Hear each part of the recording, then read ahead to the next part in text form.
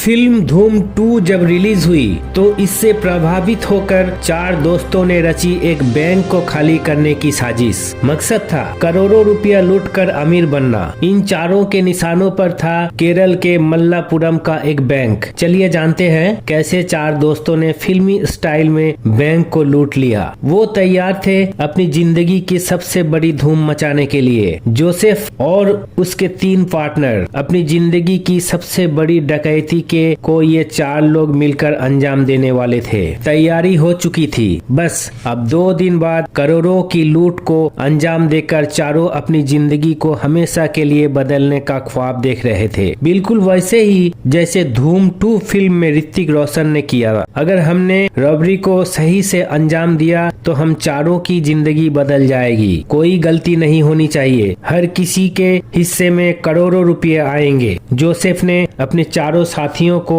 Instruction दी। आज बस आखिरी रात है। चारों बेहद बेचैन लेकिन आंखों में कई सपने। समीर और शेखर अपने अपने कमरे में जा चुके थे, लेकिन जोसेफ की तीसरी पार्टनर काजल की आंखों से नींद ही गायब थी। जोसेफ, कल के बाद हमारे पास करोड़ों रुपया होंगे, हम अमीर बन जाएंगे। काजल ने जोसेफ से कहा। हाँ, लेकिन तब जब सब कुछ सही से हो जाए। हर तरफ नए साल की स्वागत की तैयारी चल रही थी। केरला के मल्लपुरम भी इस जश्न के माहौल में सराबोर था। यहीं एक भीड़ भाड़ मार्केट में रह रहे थे जोसेफ और उसके चारों दोस्त। इस हफ्ते उन्होंने ग्राउंड फ्लोर के एक रेस्टोरेंट को किराया पर लिया। 50,000 रुपया एडवांस भी दिए और फिर चारों इस रेस्टोरेंट में जाकर रहने लगे। प्लान था रेस्टोरेंट के ऊपर मौजूद बैंक को लूटना। इन चारों ने इस काम से पहले रेकी की, जिसमें इन्हें पता चला कि बैंक में लाखों रुपया का सोना और करोड़ों रुपया कैश भी है। जोसेफ और उसके गैंग का इरादा था कि वो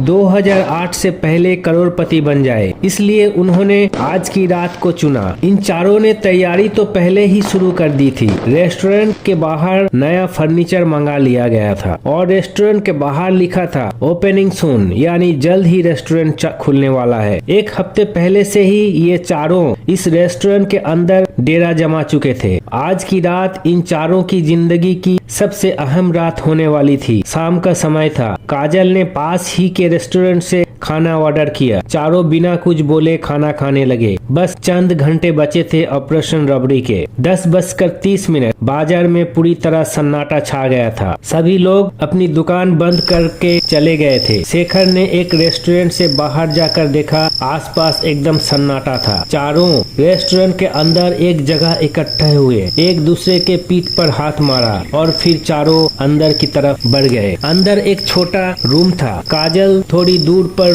खड़े कुछ औजार लेकर आई। शेखर ने पास ही मौजूद सीढ़ी को खड़ा किया और जोसेफ ऊपर चढ़ने लगा। जोसेफ ने गैस कटर मांगा। हमें 1 घंटे से पहले इस छत पर इतना बड़ा छेद बनाना होगा ताकि मैं और शेखर ऊपर जा सके। गैस कटर की मदद से जोसेफ ने छत पर छेद करना शुरू किया। थोड़ी देर में ऊपर का फ्लोर नजर आने लगा। ये वो फ्लोर था जहां बैंक का स्ट्रांग रूम था, यानी वो जगह जहां बैंक की सारी नोट और करेंसी सोना रखा हुआ था। शेखर, तुम जल्दी ऊपर आ जाओ। समीर, तुम गेट के पास खड़े रहोगे ताकि अगर कोई गड़बड़ हो तो तुरंत अलर्ट करोगे। काजल, जो सामान ऊपर से नीचे डालेंगे उसे तुम बैग में भरना। सारी हिदायत देकर शेखर और जोसेफ ऊपर जा चुके थे। सीलिंग में इतना बड़ा छेद किया गया था कि आसानी से ऊपर पहुंच गए। गैस कटर उनके पास था। गैस कटर के अलावा कुछ पेंचकस, चाकू, छोटे मोटे औजार और 3 कपड़े का बैग। शेखर और जोसेफ अब स्ट्रांग रूम में थे।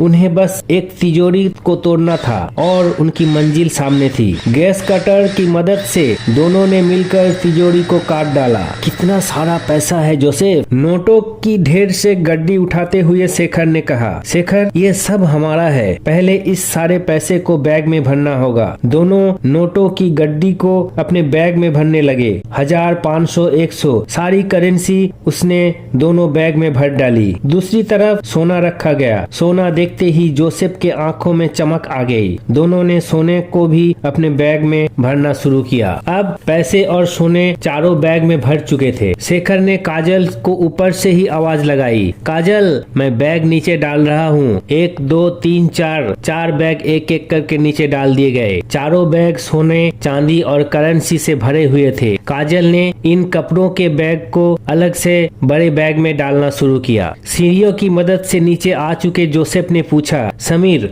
बाहर सब कुछ ठीक है ना, कोई गड़बड़ तो नहीं? समीर ने कहा, नहीं सब ठीक है। अब चारों तैयार थे यहाँ से निकलने के लिए। काजल सारा सामान उठा चुकी थी। रात के 3:30 बज रहे थे। चारों बाहर आए। 2 बैग काजल के पास और 2 बैग समीर के पास। जोसेफ रेस्टोरेंट के बाहर से ताला लगाया। एक बाइक पर शेखर और समीर बैठ गए, दूसरी बाइक पर जोसेफ और काजल। चारों ने रेस्टोरेंट के बाहर लगे साइन बोर्ड की तरफ देखा जिसमें लिखा था ओपनिंग सून। चारों मुस्कुराए और फिर फरार हो गए। सुबह के 9 बजे बैंक खुला तो कर्मचारी हैरान थे। पूरा बैंक खाली था। बाहर से ताला बंद लेकिन अंदर से बैंक खाली। बैंक मैनेजर के होश उड़ गए। तुरंत पुलिस को खबर दी गई। बैंक से 80 किलो सोना और 80 लाख रुपए चुरा लिए गए थे। हर कोई हैरान था क्योंकि पूरा बैंक बंद था। ये चोरी शनिवार देर रात हुई थी। रविवार के दिन बैंक बंद था इसलिए किसी को कुछ पता नहीं चला। लेकिन सोमवार जब सुबह बैंक खुली तो पूरा इलाके में ये खबर फैल गई। बैंक में पहुंची पुलिस को भी होश उड़ गया। ये केरल की अब तक की सबसे बड़ी बैंक लूट थी। तुरंत इस मामले में कई टीम गठित की गई ताकि लुटेरों को जल्द से जल्द पकड़ा जा सके। Kerala police ADG K S. Jangpangi की निगरानी में मल्लपुरम के तत्कालीन SP Vijayan, DSP K S. Ibrahim ने कमान संभाली। Inspector Vikraman, inspector MP Mohan Chandran, sub inspector Anwar Hussain की एक टीम गठित की गई। सबसे पहले पुलिस ने बैंक के आसपास उन लोगों से मुलाकात की जो लुटेरों को पिछले कुछ दिनों से देख रहे थे।